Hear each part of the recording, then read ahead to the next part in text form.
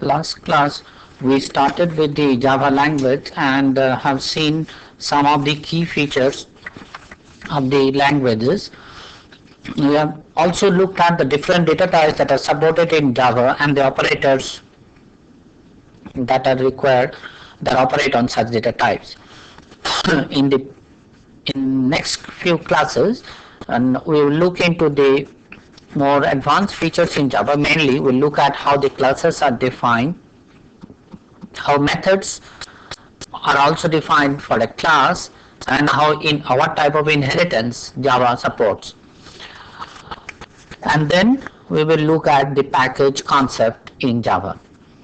So therefore, today we will look in this class. We will look into the Java class definition and the creation of instances in Java language using Java language.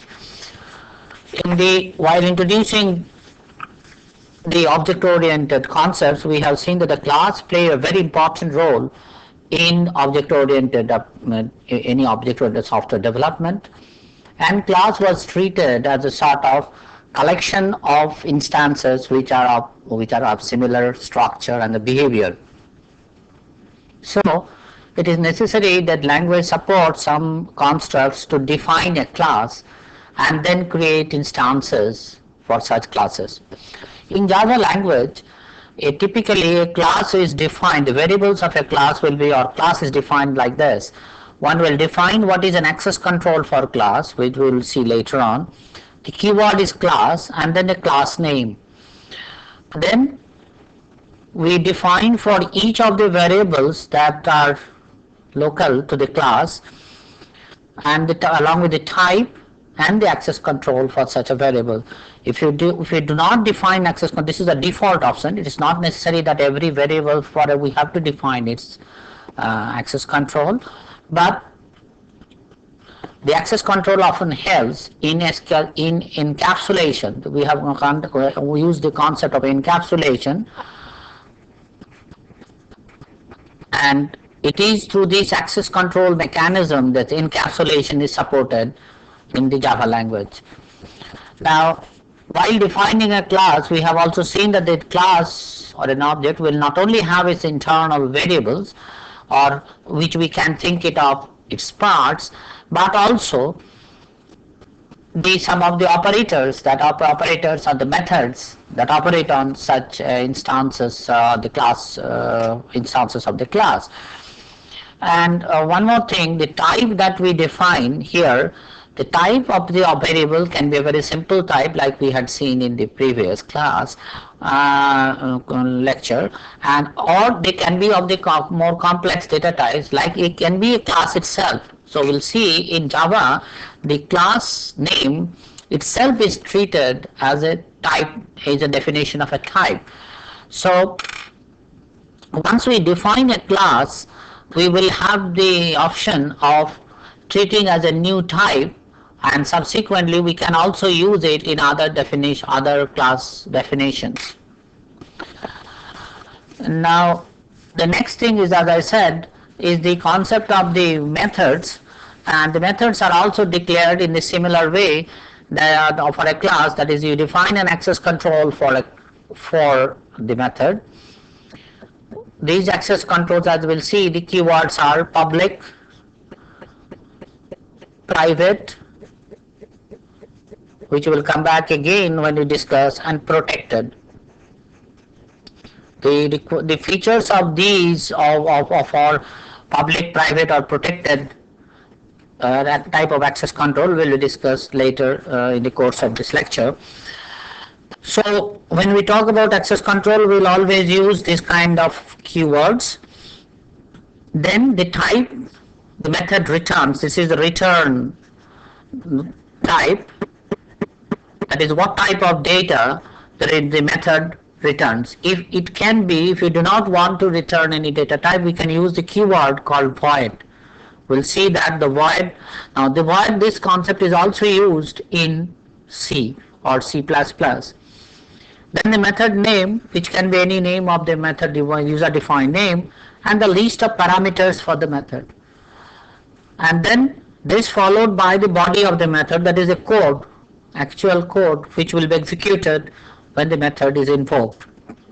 A class definition can contain many methods or the operations that can be performed on the instances of that type of data. So to illustrate this, let us look at a typical example which we'll go on using it later also. So let's see how do you define a simple data type called point.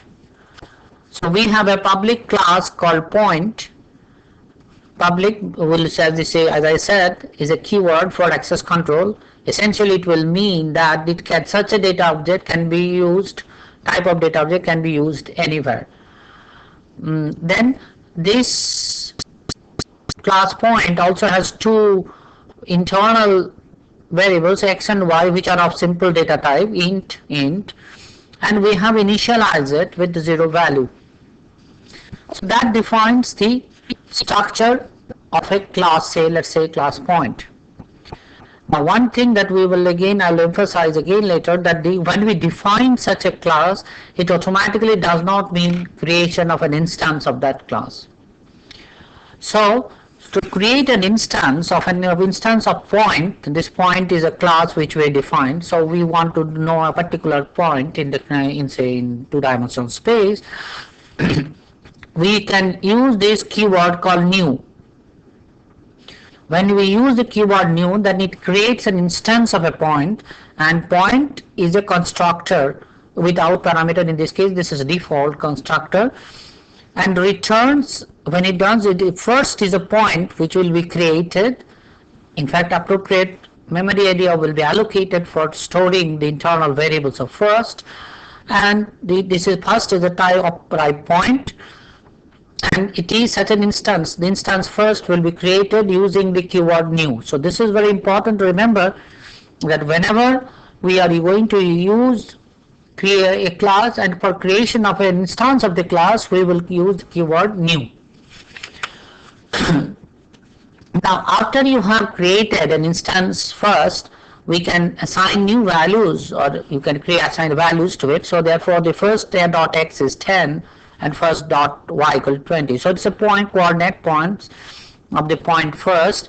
X and y coordinates are 10 and 20 respectively. So one should look at carefully the definition. So this is the definition of the class, in which at the moment we haven't defined any method. However, we should also look at the original definition of a class. If you compare it, so what happens?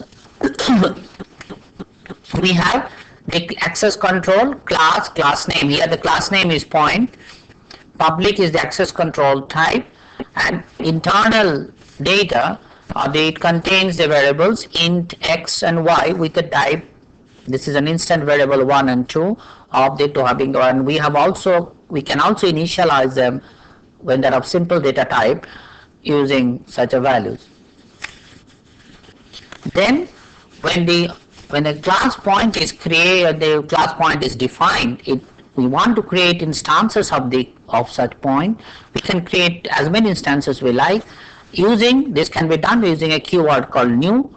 New point will create a point with, at the moment, there will be initialized values will be 0, 0, and subsequently one can assign new values to them using, this is the point, and this is a class name dot its local variables. So first dot x, so the dot has to be, basically this is the class name followed by its argument or the member, and then the value we are assigning. So since these are of type integer, we can assign the values 10 and 20 to it. The next question comes, how do I, as I said, that in the original definition of the class, that when I use a class, this type can be of any type.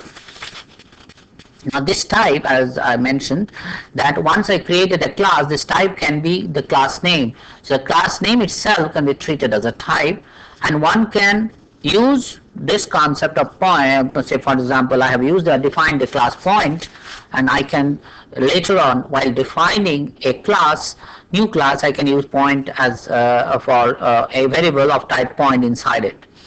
If we recall our definition, design object-oriented initial lectures on object-oriented approach or object-oriented paradigm, and the relationships among the objects, what we are now going to do is we are creating a complex object out of these simpler objects, and in which one of the complex object will be the simpler objects will be a component or a part of the relationships of the composite object. So essentially it will define a sort of aggregation relationship. So let's take an example further. So if you look at the usage of a class, so this is separation. So here we have a public class circle we are defining. It has two components or two parts or two members, whatever the terminology we use. We have int of type int radius equal to 0, and then we define the center of the circle as a new, that is a space here, new point. So we create a new point, and that we say we use that one as a name center. So therefore circle has two parts. One is radius, another is center. So circle is definitely defined, is uniquely defined if I can assign the center and the radius for the circle. Both of them, so therefore here is an example. We have a composite class circle which contains as one of its component which is a type point, which is a composite, which is itself is a class. The next question comes that I have, say let's say that I want to print, or later on we'll see that we want to do certain other operations on the point. Now let's take a very simple example of, say we want to print the coordinates of the class point. This can be done by defining a new class also. Say printing a point, we are defining class point printing. So this is, we are printing new class printing, in which we are defining public static. This is the main program which will be invoked. This will be executed when the Java compiler compiles the code, or in the Java interpreter will be, this main function will be executed first. It's something like similar to C, and it has two arguments as string, one argument string, argument s, without any dimension of the array at the moment. The initialize points. So first is that we are defining, it has two components. Say let us say this, we have to want to print 2 points, first and the second, both are of type point, and then we are creating 2 points, point 10, 20 and point 30, 40. So you look here, we are now in this class, essentially it's a very simple example. We have 2 instances of the point, and then we print using such way the system.out.println. So essentially this is the method that will be invoked, out.println. .println is a method which will be kept in one class, one package, that is system package. We will come back to those definitions later on. And then the syntax of the println command will be something like this. The first point is within the quote, followed by, this is the string will be printed, then followed by the content of first.x. If you remember, we have talked in the previous just now that we want to refer a particular component of the class point. So first.x refers to the x coordinate of first, and first.y refers to the y coordinate of first. So what we are saying, let us print the first coordinate, x coordinate of first, and the y coordinate of the first, followed by a blank space. So first point is, it will be printed like this. In this example, the print will be first point is, in this case, 10 followed by 20. Similarly, this command will print when it's executed will be second point is 30 and 40. So one should look at very much the similarity of the type of way we print in C++ or C and with the comment in Java. They are very much similar, excepting that we are using the println command, where println means that it will automatically print the whatever you want to print here and then goes to the next line. We'll come back to the I/O operations later on, but let's at the moment confine ourselves to the, let's say that these are the comments that can be used for printing a point or in using Java. So what is there? This is a very dummy class.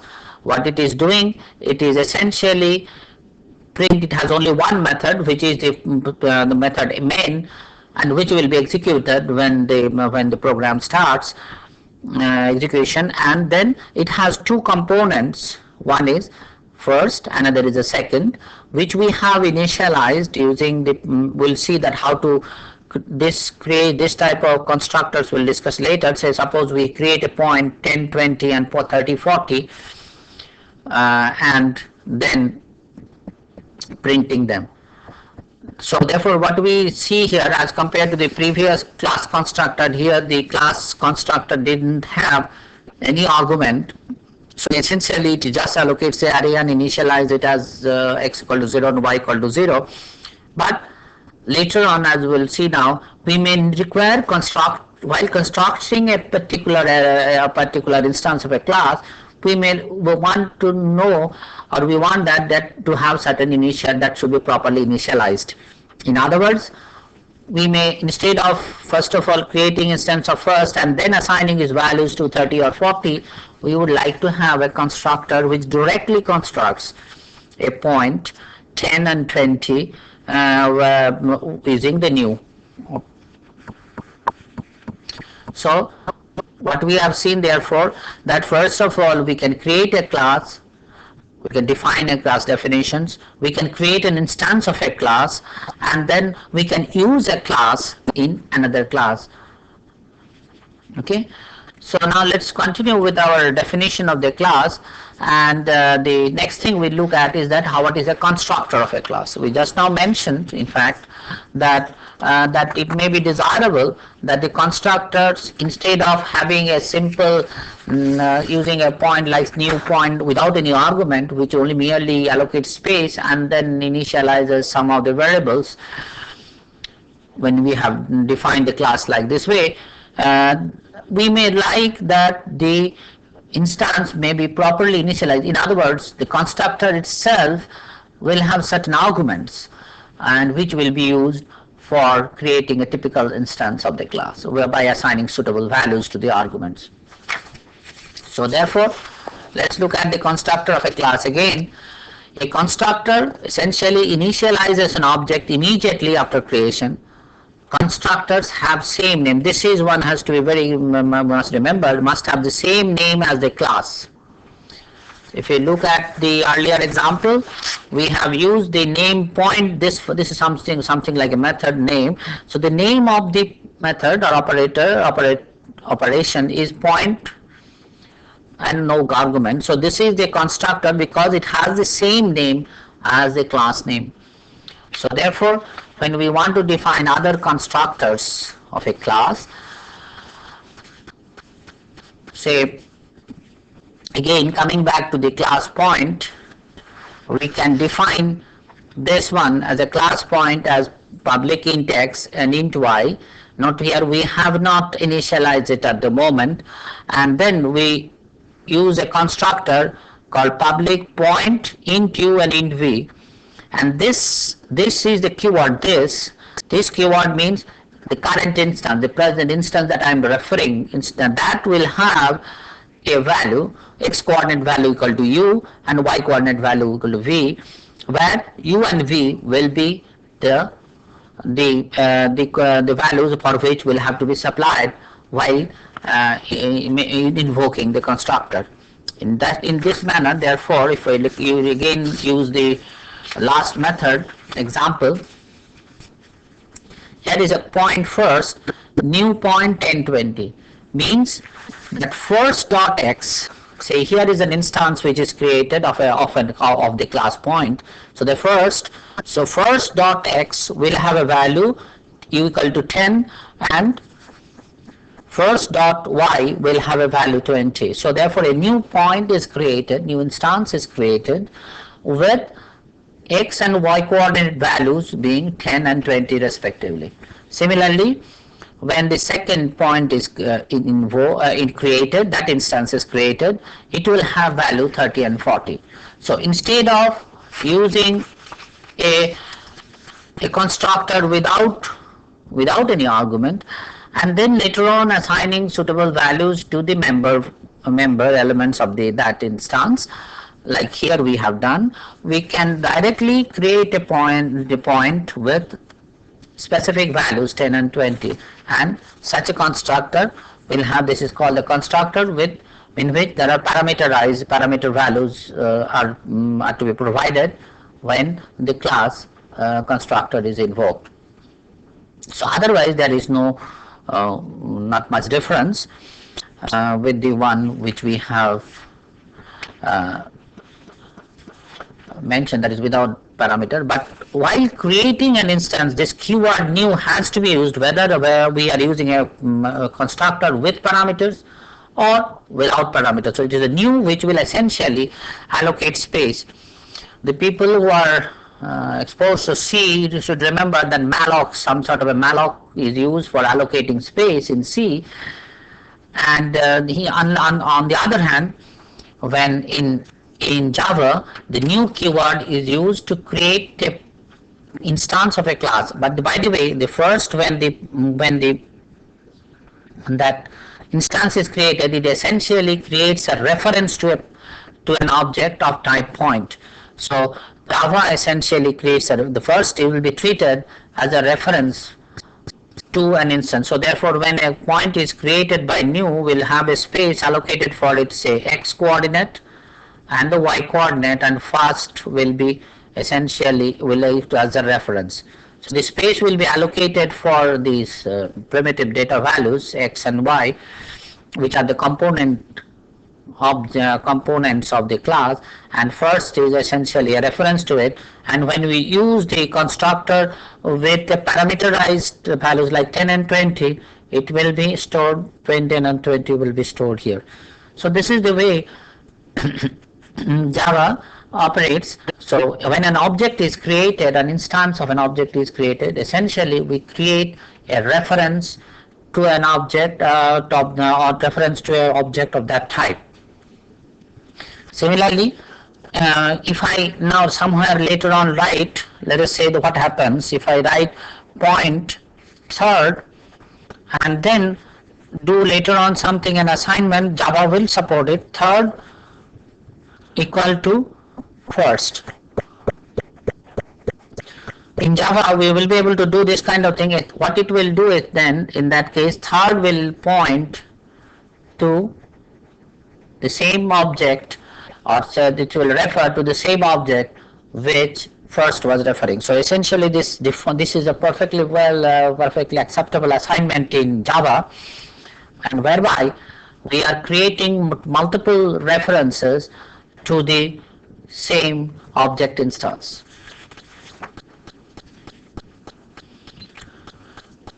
Now, so therefore, if we look at there, we see what to compare with what we have discussed earlier. This is the way a very simple data type, from a simple data type like point, we have created a more complex data type called circle. We can subsequently use circle into another more complicated data type, say let us say the geometric object, in which geometric object may contain objects of type circle as its argument, triangle as its argument, and other type of geometric figures.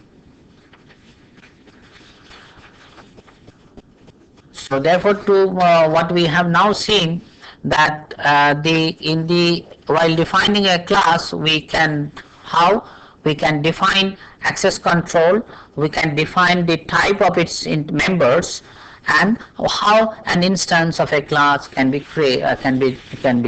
be defined and be created. and for which we need a specific special method. See, we have talked about this method, so we have special methods which we'll call the constructor of a constructor for that class. And by definition, a constructor of a class constructor method will be and have the same name as the class name. So here is the, so therefore the description of class point should include a specific constructor, and this constructor which we have seen is a parameterized constructor. It is possible again to define multiple constructors in a class, and you say, for instance, we can have a parameterized one and one without parameter, or maybe with one parameter, and so on.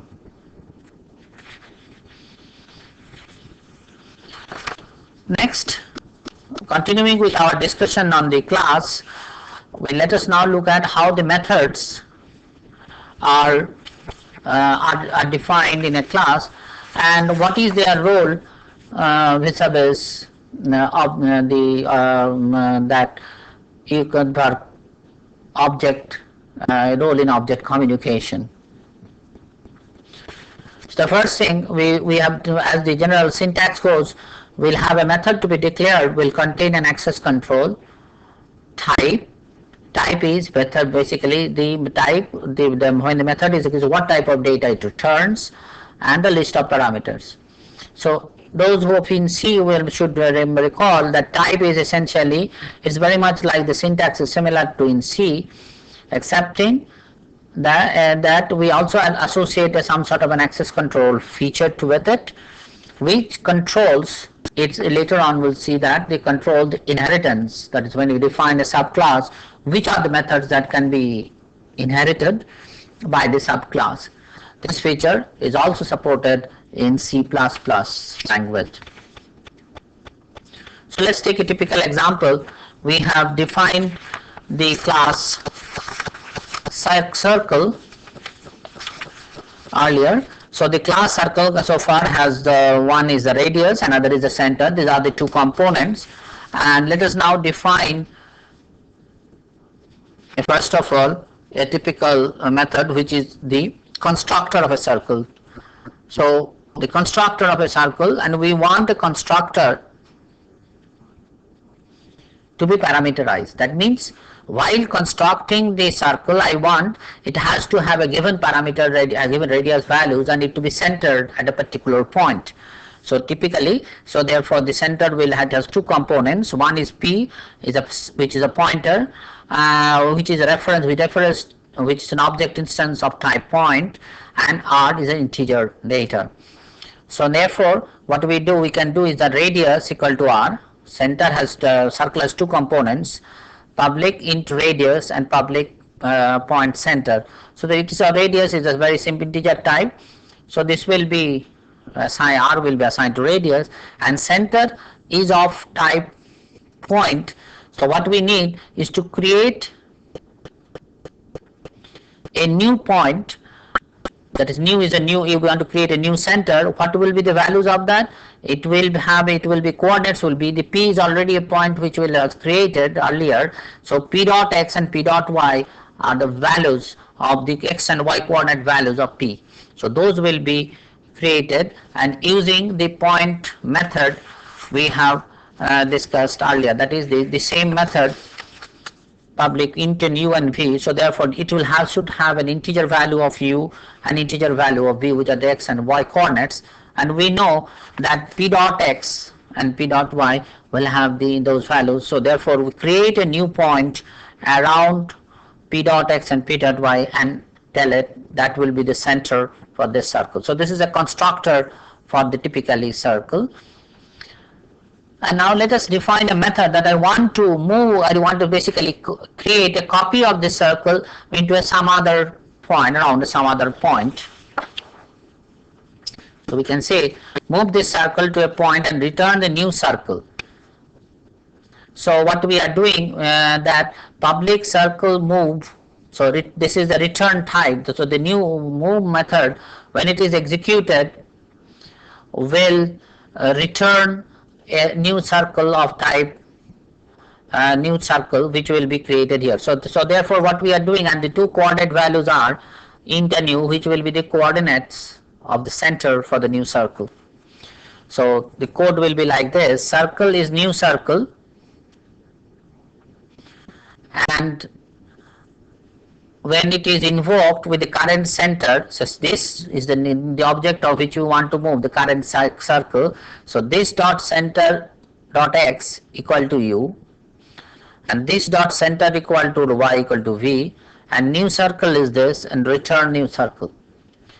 So what is happening, that suppose this method is invoked with the circle C, so therefore this, it will make the center value of the circle C equal to u, center value of the circle y equal to v, and note circle C must have been earlier, so this is the circle C which we have created earlier instance, and then this circle as radius is defined. So therefore what will happen, the new circle that will be created will have the same radius values and as the original circle C, together with it will have it will send, but however it will be centered into a point u and b. So therefore if I have a circle, say let us say originally at the point 10 and 20 with a radius equal to say 30, so this is what C was referring. Now the new circle, when we create this new circle, will be, say let us move it this point to 30 and to 40 and 30. 30 and 40 is the new coordinate of this circle. So this is 30 and 40, but its radius will still remain 30. So now new circle will be referring to the circle that has been created as a consequence of this. Another method we can define for the circle, let's say that I want to define the area of a circle. So I have already defined, for instance, let us look at the code for the circle. The circle code was this, and so now let us say that I have this creation, I have already created the method constructor, and then I want to find out the area of a circle. So we can say the float area, it returns of area is a method which will return a data of type float, and the area will compute here as the pi r square, so pi into radius into radius. Now note that the radius is already defined as a value, and it has a value after the instance has been created, and then we print here what is the area and return it. So this is another method which can be defined in a class to estimate, to find the area of the circle. So whenever I have created a typical instance of the circle, I will have the option also to using this method to compute its area. So therefore what we have seen is that how, first of all, is a new object can be an object which has been defined can be used as a member of another class. So here was an example when the point was defined and it is used. How a parameterized constructor can be used to define, to create an instance by appropriately initializing the member values. How a method can be declared for such a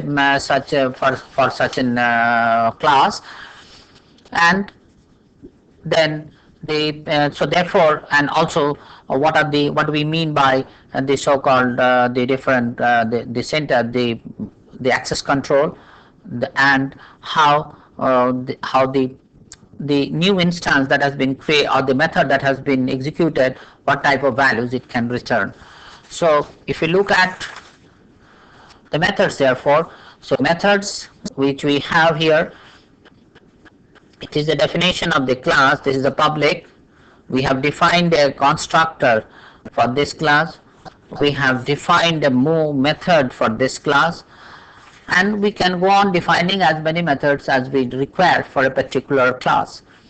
and whenever we wants to execute a particular method, we have to invoke the corresponding method for that instance.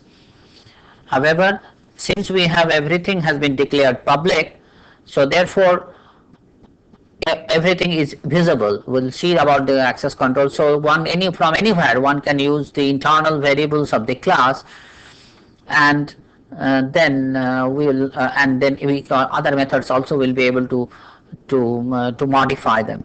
However, as we will see later on, if I declare, for instance, the let us say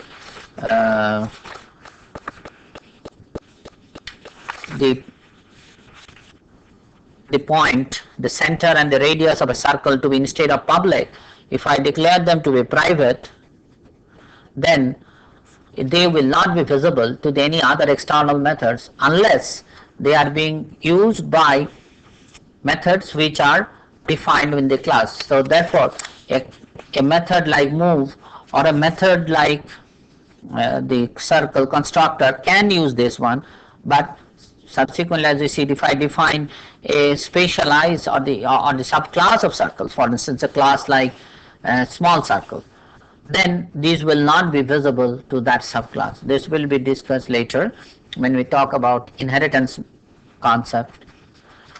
But the keyword public or private, as I again repeat, will be used to enforce encapsulation of objects in a class.